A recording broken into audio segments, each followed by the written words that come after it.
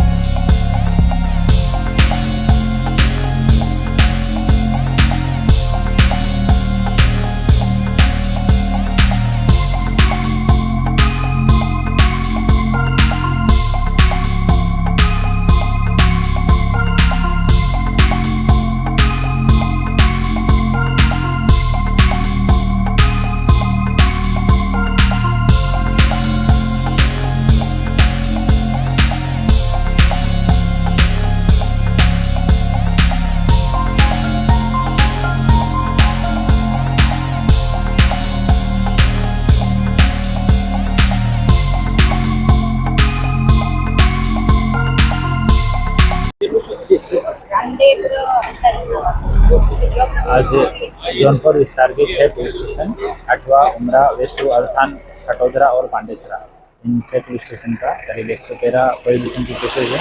उनका 21,65,000 रुपये का टोटल मुद्दामाल है, उसका नाश किया गया है। और इसमें जो होम डिपार्टमेंट का एस्टेब्लिश्ड प्रोसीजर है उसके हिसाब से जो एरिया में लगते हुए दोनों एसडीएम श्री हैं, एसीपी श्री, आबकारी अधिकारी श्री, मामलादार श्री, इन सब तो हाजिरी में, सरकारी पंचों की हाजिरी में सब जो प्रोसीजर है उसका वीडियो रिकॉर्डिंग करवाते हुए प्रॉपर प्रोसीजर फॉलो करते हुए मुद्दामाल का नाश किया गया। कितना मुद्दामाल का नाश कर दिया?